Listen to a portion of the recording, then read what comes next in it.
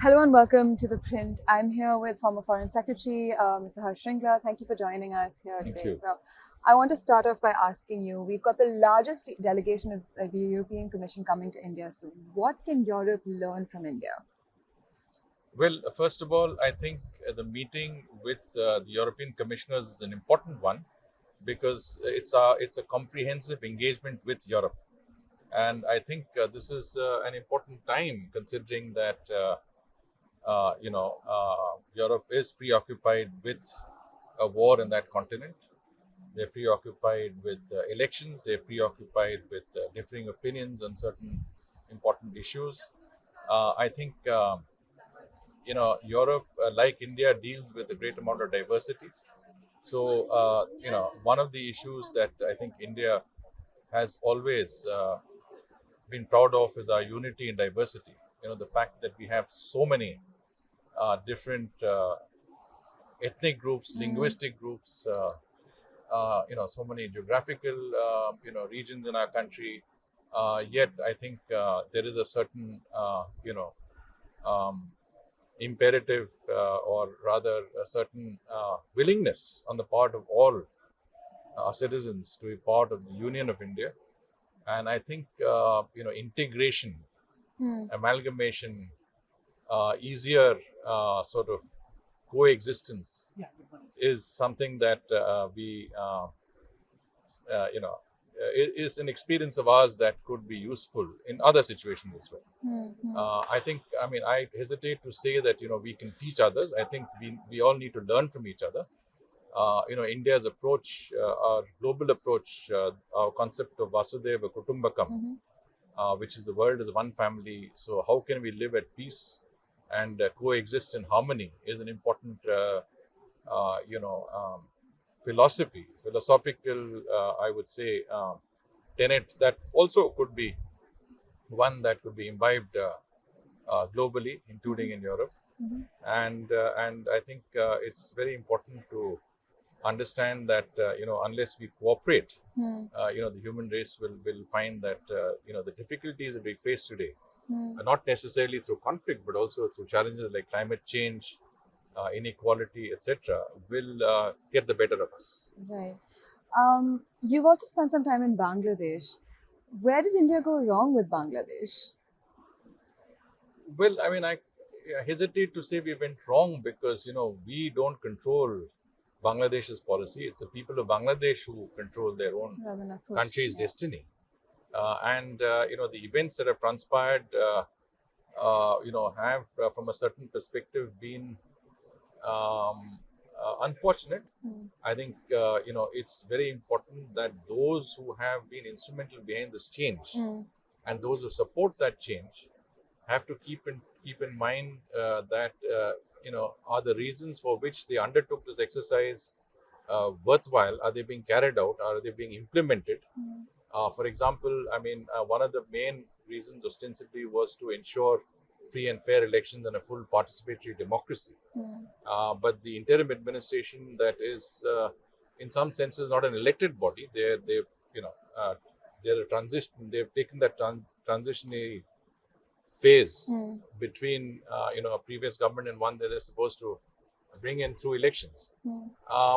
Whether they are really creating an atmosphere which is conducive for free and fair elections and fully participatory elections. You cannot have elections with 60-70% of the political parties not part of that process. Right. And what is happening today is the elimination of anything that is to do with a certain ideology and a certain thinking, whether it is a secular liberal thinking, that I think is being eradicated systematically across the board, in through the educational system, in universities and colleges, in through the media, and I think this in itself is not in keeping with the objectives of the August 5th events, which were supported, and those who supported that event will have to think about it very carefully, whether it's in their best interests that this is the way the country should go.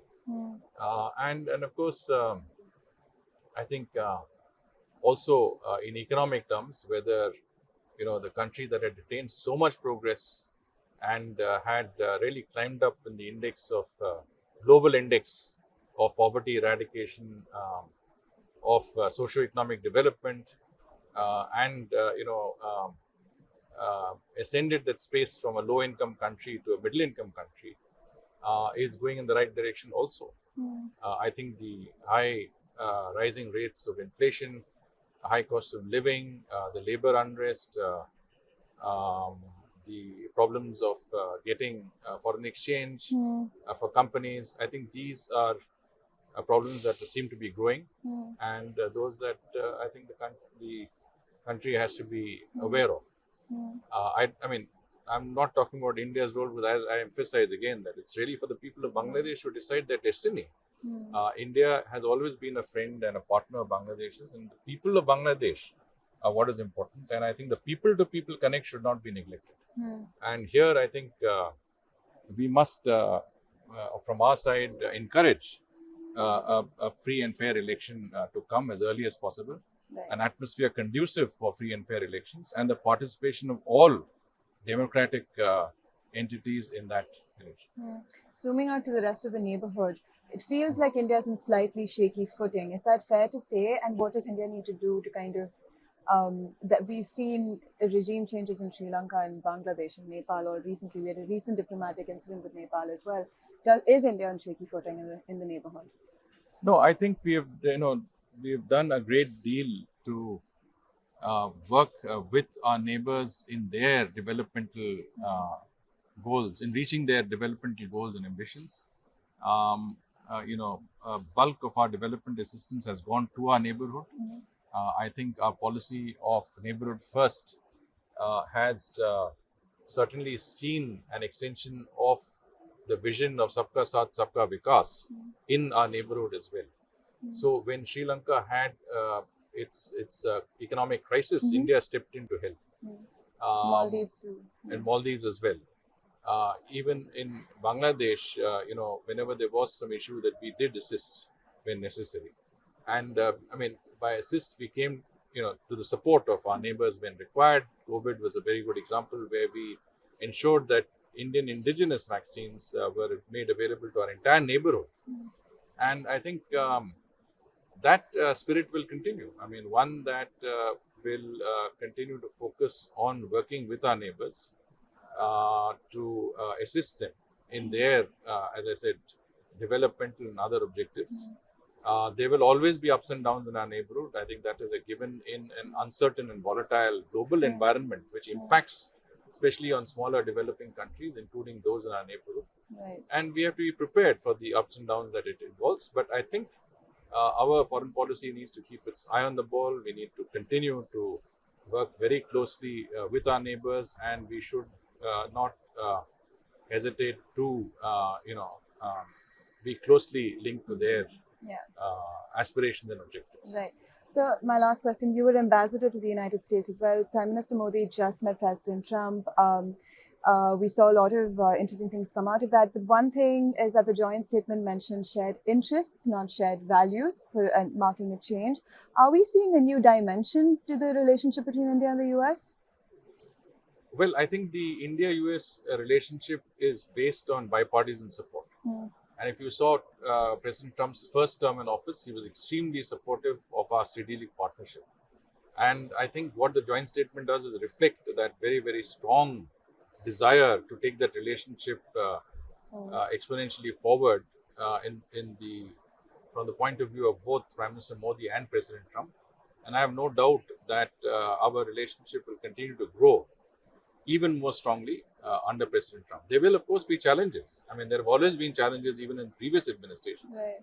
And both sides will have to know how to manage those challenges. At the same time, we have to take advantage of the opportunities that come forward and make the best of those. Because it also seems like President Trump seems slightly combative. In the last 5 days, he's mentioned India 4 times, bringing it at various press conferences. Is that something that India needs to be concerned about? Well, someone at this conference told me, he said that the difference really is that he's far more combative when it comes to other partners in other countries than he is of India. He has to bring in India into that discourse because it involves all the others, whether it is Europe, or whether it's Mexico, or Canada, or China, or Russia, or even Ukraine. But from a certain objective viewpoint, he has been also very, very laudatory of India, of Prime Minister Modi, and I think that is what sets our relationship apart.